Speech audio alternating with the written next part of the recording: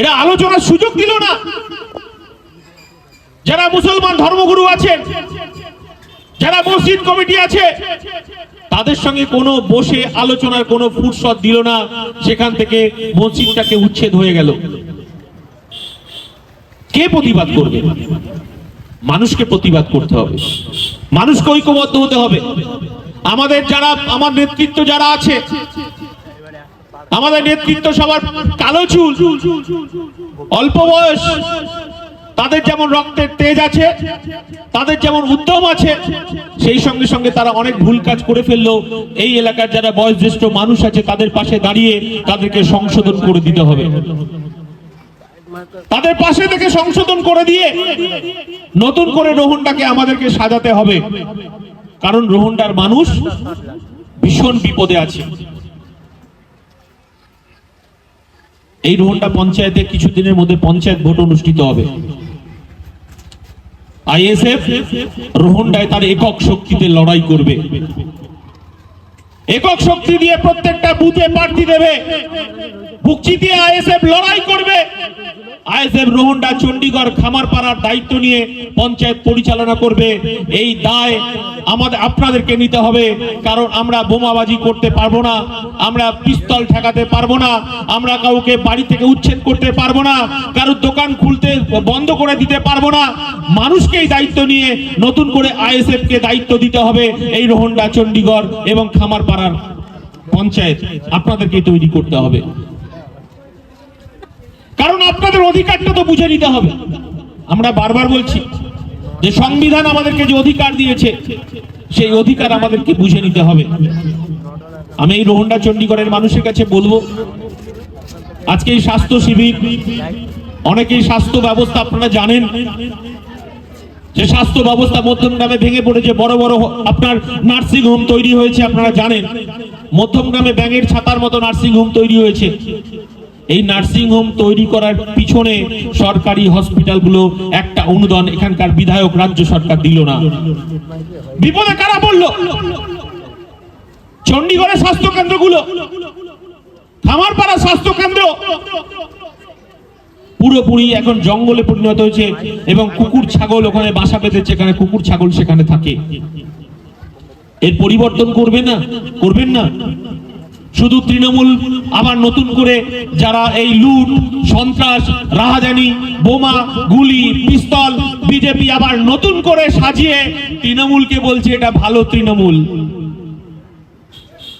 যারা রোহনটা চণ্ডীগড়কে দখল করেছে, রোহনটা চণ্ডীগড়কে লুট করেছে, ভোট লুট থেকে শুরু করে বাড়ির থেকে ছাগল খুলে নিয়ে গেছে, মানুষের আবাস যোজনার টাকা দেয়নি, মানুষের বিধবা ভাতা, বার্ধক্য ভাতা যারা বিরোধী করেছে তাদেরকে দেওয়া হয়নি।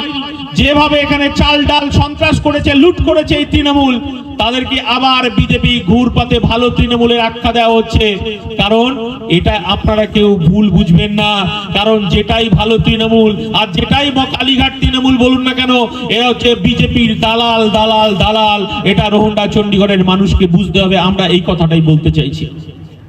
মাঠে ময়দানে কারা আছে? মমতা বন্দ্যোপাধ্যায়কে দেখলাম এসআইআর অ্যাডজুডিকেশন নিয়ে তিনি সুপ্রিম কোর্টে মামলা করলেন, তিনি লড়াই করতে গেলেন।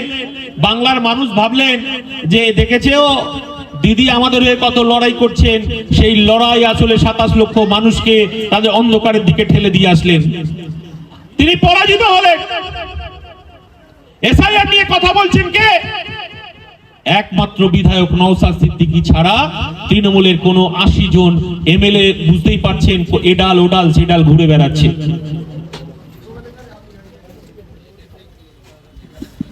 বেশি জ্ঞানের কথা বলবো না।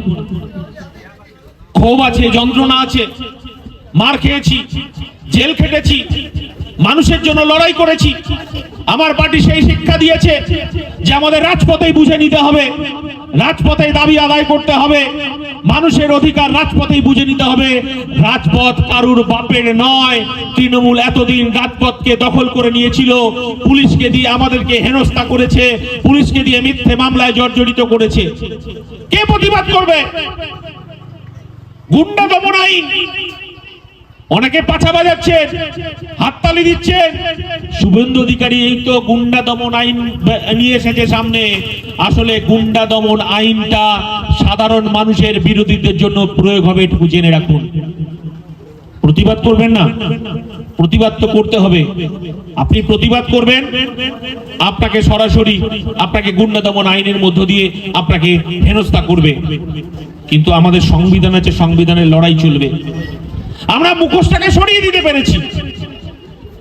আমাদের এই 5 বছরের লড়াই আন্দোলন, বিজেপি দালাল হিসেবে তৃণমূল কাজ করছিল, এটা বাংলার মানুষকে বুঝতে অসুবিধা হচ্ছিল। তৃণমূল চলে গেছে, নতুন করে বিজেপি আবার প্রোটেকশন দিচ্ছে, বলছে ভালো তৃণমূল। যারাই ভালো তৃণমূল বলবে তারাই হচ্ছে তৃণমূল দলে থেকে এই রোহিঙ্গার মানুষের শোষণ করেছে, রোহিঙ্গার মানুষের অর্থনৈতিক বুনিয়াদকে নষ্ট করেছে, জব কার্ড চুরি করেছে, জব কার্ডের মাটি চুরি করেছে, জব কার্ডের লেবার চুরি করেছে এই পঞ্চায়েত। আমরা সবটা জানি। আমরা যেতে পারতাম পঞ্চায়েতে, আমরা ওখানে এই ভোটকে ভেঙে দেওয়ার ক্ষমতা আমাদেরকে ছিল, কিন্তু আমরা সে কাজে যাব না। সামনে নির্বাচন, মানুষ আমাদেরকে আশীর্বাদ করবেন, সেই আশীর্বাদ নিয়ে পঞ্চায়েতে আমাদের ভোট গঠন হবে, মানুষের জন্য এই ভোট কাজ করবে।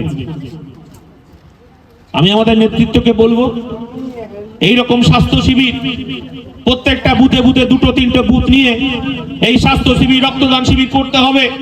মানুষের মধ্যে এখনো পর্যন্ত মানুষ যে দ্বিধা বিভক্ত হয়ে পড়ে আছে, মানুষ আমাদের নেতৃত্বকে খুঁজছে, আইএসএফ কে খুঁজছে। আমাদের যারা নেতা আছেন, পঞ্চায়েতের যারা মেম্বার আছেন, তাদেরকেও বলে যাই, পঞ্চায়েতের যারা মেম্বার আছেন, আপনাদেরকেও হিসেব দিতে হবে মানুষের কাছে, আপনাদেরকেও জবাবদিহি করতে হবে। আগামী নির্বাচনে লড়াই করার জন্য আপনাদেরকে বাড়ি বাড়ি গিয়ে কার কি প্রয়োজন আছে, কার কি সমস্যা আছে, সেগুলোকে লিপিবদ্ধ করে আমাদের পঞ্চায়েত নেতৃত্ব তাদের হাতে তুলে সেটাকে আমাদের আলোচনার মধ্য দিয়ে সমাধান করতে হবে। এটা আমি পঞ্চায়েতের যারা মেম্বার আছেন তাদেরকে বলে গেলাম। আর যে পঞ্চায়েত, যে বুথগুলো আমাদের জোর করে হারানো হয়েছিল, আমাদের সার্টিফিকেট কেড়ে নেওয়া হয়েছিল, সেই পঞ্চায়েত, সেই বুথগুলোতেও আমাদের পার্টির কর্মসূচি নিতে হবে।